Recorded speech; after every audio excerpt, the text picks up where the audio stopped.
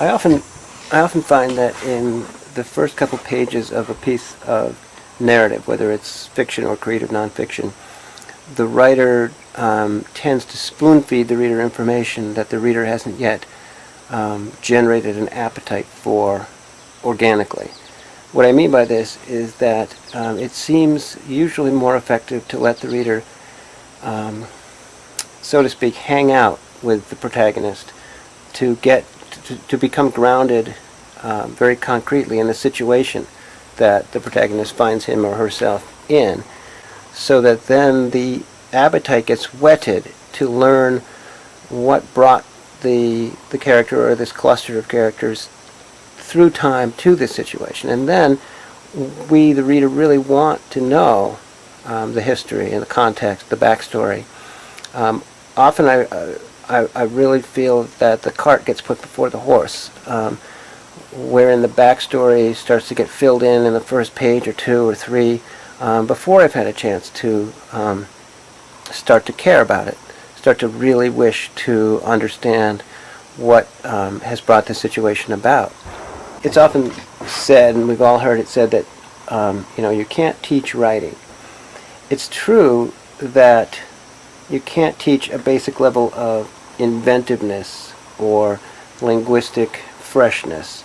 That, I think, comes instinctively. But one thing that I've learned in nearly 20 years of teaching in the MFA program at Vermont College of Fine Arts is that there's a tremendous amount that you can instill in a writer to help remove barriers that get placed between the text and the reader.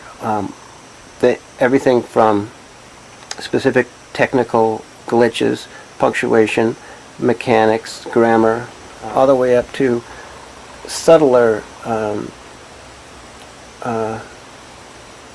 forms of alienation or impediment, like repeating words or phrases when there's no necessity to repeat them, because this can make the writer's linguistic resources seem narrower. I find that the more reasons to turn the page, the better. You can think of it as kind of a side view of the ocean, and on the top are the waves moving in a certain direction, and you can compare that to the movement of the sentences, the energy in the prose on the level of word choice and phrasing, and just the sort of velocity or the momentum of the language. And then just underneath there's another layer of a current that can be seen as the unfolding of the drama of, say, individual scenes or interactions between people, the unfolding of the ideas that are being handled in the prose. Underneath that, there's a deeper level tidal movement of the plot, and that is true even in a short piece of fiction. If it's a 5-page story, you still can have 3, 4, 5 different urgent reasons to turn each page to the next. Many times people use the words story and plot interchangeably, but there's a helpful way of thinking about narrative in which story and plot mean two different things. And this came first from E.M. Forster in Aspects of the Novel, where he talks about story as being, think of it as a horizontal line of this happened, then this happened, then this happened, then this, etc. The anecdotal or historical dimension of simply the sequence of events through time. Plot, on the other hand, is what this sequence amounts to in terms of meaning, how this aggregate of events comes to be more significant than the sum of its parts. It becomes more than the sum of its parts, and you could represent this with an upward slanting axis. The plot, what it all means. You could just as well depict this with a downward. You could flip the whole thing around and have plot be a downward axis, a deepening the image is just going for a sense of expansion, a saturation with meaning, rather than something that would be much more bare or straightforward or superficial. You know the concept of an asymptotic curve on a graph, picture a graph with horizontal, vertical, and then as we move toward the vertical line with the vertical axis with a line, it gets closer and closer and closer and closer to touching that vertical axis, but it never quite does. That's an asymptote, and that seems to me an apt metaphor for improving a piece of writing until it's almost at 100%. But many drafts, even if they're quite effective, come in at 80-85%, and they may have taken 10 or 15 drafts to arrive at that level of accomplishment. But the next 20 or 15% moving toward the, you could say, predestined incarnation of this piece, what it ought to be at its best, that can take as much work as the first 80 or 85%. And it seems to me that as we climb up toward that mirage of perfection, as we get closer and closer to it, every 1% of improvement of that piece of writing doubles its value as an aesthetic object. Now that's the part that I can't really justify, but it feels intuitively true to me. Lots of times there are lines in a draft that are the writer's way of writing notes to herself, kind of pointing herself in the right direction. Things that read like captions underneath the picture that wouldn't be necessary if the picture can be fully crystallized, filled in. These are ways that the writer writes herself into position to know what it is that is at the heart of the project. And then they can be taken out later. You know, Martha felt extreme guilt at having done this to her mother. Well, that's a sort of line that is the writer providing a reading of the emotional state of the character. Whereas once we evolve the draft further, this emotional state will be manifested in all sorts of ways that will be more artful than simply flatly stating it. Frequently a story or an essay will successfully set up an opening territory, psychological, physical, emotional, intellectual, thematic, etc., and then will be an extremely lively piece throughout, linguistically and even experientially. But when you step back and kind of take your pulse as a reader about your overall stance toward the piece, you'll come to realize that it has rested content recovering the same ground that it opened with, rather than setting the elements of that territory into some sort of urgent or decisive motion. You need to find some lever, some leverage to put into the territory, to tweak or dislodge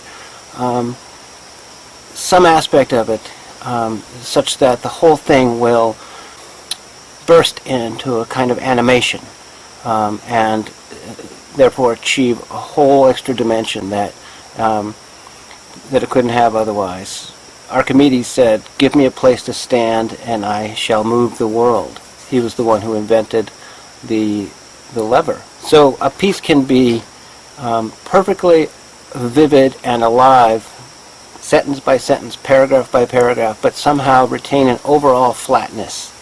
And if you say that to its author, it can sound insulting, because it could seem to impugn the quality of the person's thinking or capacity to breathe life into language. But it's really much more of a macro assessment.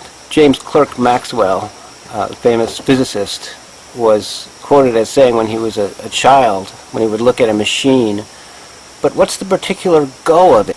And it seems that lots of otherwise successful pieces of fiction and nonfiction are lacking that particular go.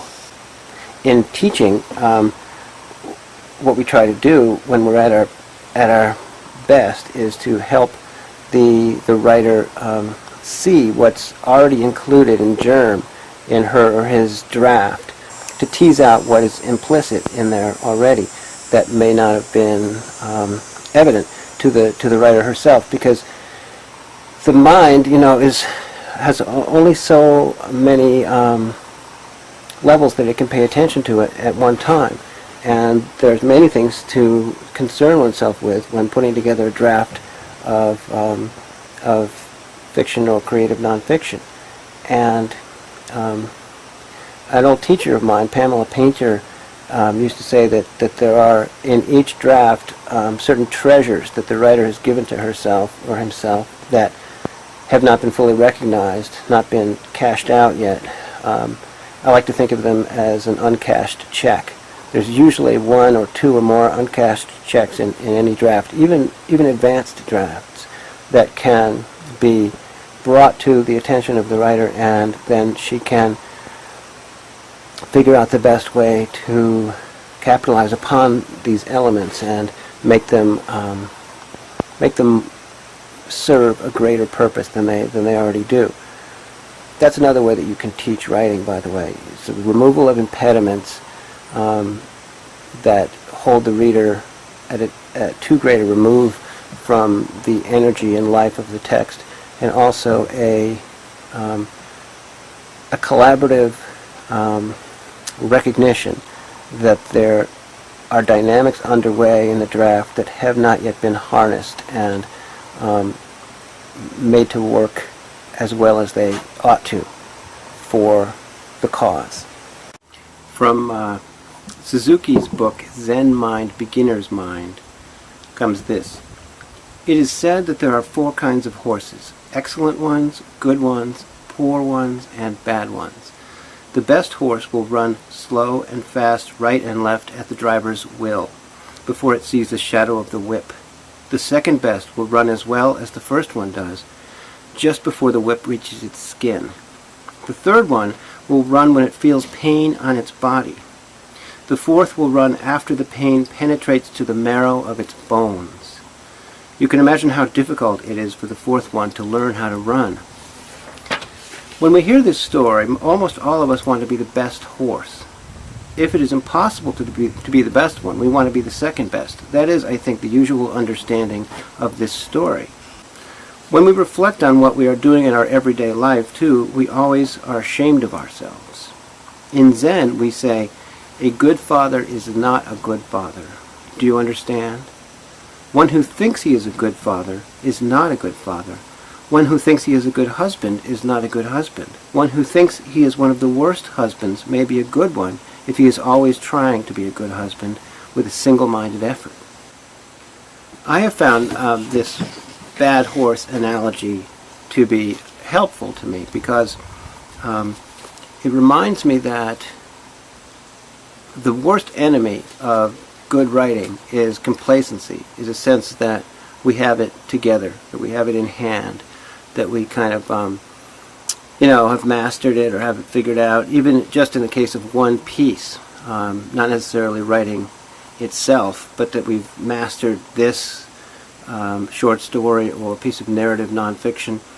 And this can act as a corrosive on the overall quality of what we produce, because we lose the edge, we lose that hunger, that sense of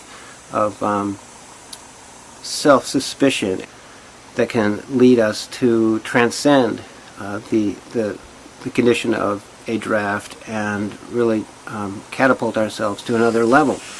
This transcendence often grows out of a real coming up against the wall of our own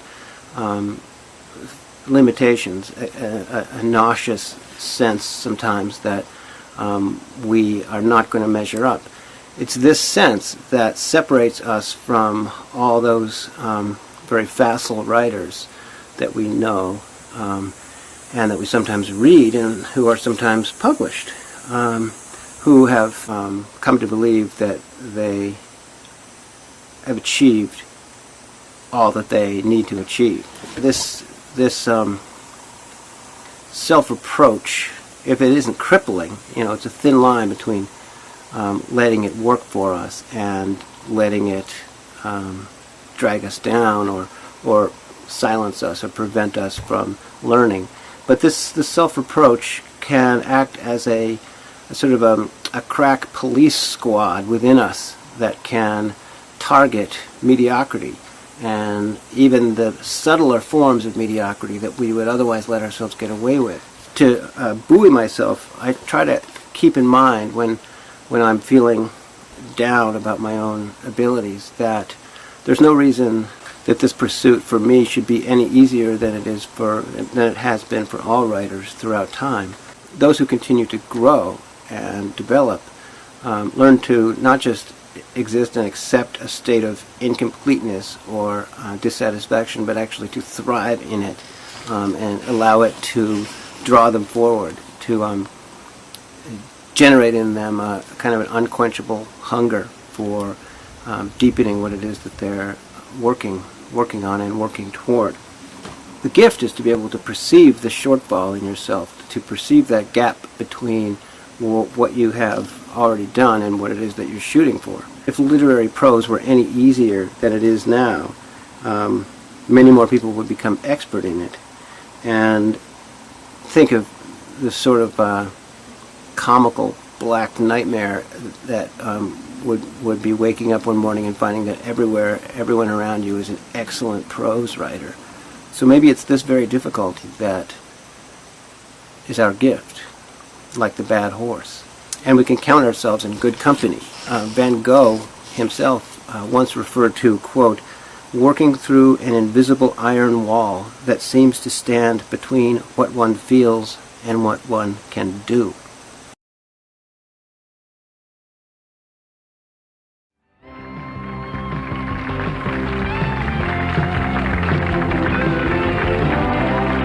It is said that it is better to have loved and lost than never to have loved at all. But when you lose a loved one to sudden death, there is not much that consoles during this kind of trauma. Please welcome Christopher Noel, a teacher and author who lost his fiancée Bridget to a car accident in 1992. Christopher suffered her loss deeply and wrote a book as a catharsis for his grief. Welcome, Christopher. Thank you very much. And your book is just a beautiful book. Thank you. And I think it's a contribution to sudden, unexpected death. That's what we don't have a lot of literature on. You know, we all have moods where we think that that we might not see the ones we love in the next moment, that this could be the last moment. Moods where it feels like life is like a strobe light, and that you hope that things will continue, but you know you're pretty lucky, and you may be too lucky, things are too good to be true, and you kind of get into bad moods like that, and you fantasize about the possibility of something changing like that. But I found out it's no fantasy. She stood by our bed as she was leaving, and took a lot longer to look me over and to sort of take a picture of me in her mind than she usually did. I mean, she would always say goodbye, but even at that moment I noticed that this was unusual. She was looking down at me and smiling, and it seemed she stayed there forever. I was trying to sleep. I kept thinking, go to work already. You know, and finally I kind of woke up, and she looked down and she was smiling, and she had such an appreciative look on her face. And then she went and 10 minutes later had to take her to another hospital. That was literally the last look you had of her. Right. They wheeled her past me, and I was about 8 feet away. And I thought of running over to her like they do on TV, you know, and stopping the gurney and touching her and saying things to her. But instead I just froze there and looked at her face. And then they wheeled her on to the next hospital where they were trying to save her life. But the early days, you said, were, in a sense, the easiest. Well, they're kind of beautiful. You know, you feel as though, you feel in a certain sense privileged to be leaning up against one of the ultimate walls of existence. Here it is, death, you know, this famous thing that you, if you're like me, you've never been close to before. And also in a sense, I was never closer to Bridget than in the first few weeks after she died. I felt we were together in this great drama. And everything anyone said, my family and friends and her friends, seemed to be the most eloquent possible statement about love and life and losing a person. And everything I said seemed either very wise or emotionally true. And that kind of golden glow of significance stays around for a few weeks, and then it begins to drain away, and the wall, the ultimate wall, falls away, and Bridget kind of receded, and you're left with an endless succession of gray, empty days. So everybody sort of goes away from you at Well, that. I kind of sent them away. At a certain point, you can't anymore use their help. You just need to go into yourself. Sleeping and staring into space and feeling miserable like a worm twisting on a fish hook, or like an object that was paradoxically the emptiest and the heaviest object on the face of the earth. All kinds of images go through your head. It felt like there was a bomb in my chest which was about to explode. I was always on the cusp of it exploding, but it never quite would explode. But it was also a tender kind of soft bomb that needed my protection, because it was as though the accident scene was frozen in that bomb at the moment before impact, and I needed to try to help it not to happen. And you want to cry, or you want to rage, and you can't get it out. I couldn't, but Kafka says a book should be an axe for the frozen sea within us. And so I read books, and that helped me to cry, and eventually wrote a book, and that helped me to cry. Carl Rogers once said, "The facts are friendly." When I was reading your book, I kept thinking of that, because it was very important for you to get every detail. That's true, and it's a strange thing, and people on the outside of the experience don't quite ever understand what the impulse is to get back there. But that kind of sobbing where you feel your heart is being slammed against a wall, but somehow lovingly, something you just need to do, and you hunger for it. And sometimes people say, well, it really set me back, like seeing that picture or that video or reading that book set me back. You know, I was trying to make progress, but what I found is I needed to be set back and back and back, because I needed to combat the impulse to flee into that abstraction, into a sense that, oh, I'm better, you know, I can leave this behind, I can move on. And you know, we all know people who get married too soon and they have to go back and re-grieve, they have a nervous breakdown. I was trying to lean into the actuality of the loss, and then sometimes I would need relief and lean out of it, like going on an adventure to Belize. Living for so many months in the kind of tomb-like atmosphere of the house that we shared together, I needed to break out. So I concocted this bizarre adventure of learning how to scuba dive and going to Belize, the Central American country, and walking around in the deep jungle, rainforest, and also scuba diving into a thing called the Blue Hole, which is a strange geological formation they have off the coast, a circular, huge hole about 1,000 feet in diameter and 500 feet deep. Wow. And you had at one time slept with her shirt. Yes, I slept with her shirt, not in a kinky way, but just in a loving No, I want people to hear. No, this is a very common thing with grief, to touch the garments of the, I've got my father's shoes still. There it is. It's again the struggle toward concreteness and not letting yourself forget, not letting yourself distance all those things. So I would sleep with her shirt and kind of cuddle it and touch the cuffs and different parts of it, and then I took it to Belize, and then I went for the dive into the Blue Hole, and it was very frightening, because I was a beginning diver, and you're only supposed to be an advanced diver, because you have to go 135 feet down and underneath a rock overhang, and you can panic easily, and then if you're diving, that can be... But there's a sense of depth there, that you're going into the depth, into the heart, into the deepest place. I was trying to sort of depart from the world in a similar way from how she departed from the world, even though you can think of it as ascending to heaven. I was trying to go someplace completely different, something outside of myself so utterly that I could sort of see myself anew. And you let go of the shirt. I took that same shirt with me and took it out of the pocket of my diving vest and fixed it up all nice and held it by the shoulders, folded over the collar, took my mouthpiece out of my mouth and kissed her collar and said goodbye to her and put it back and let it go. And I had tied some stones into the sleeve, and so I watched it sink away beneath into the deep violet light. Wow.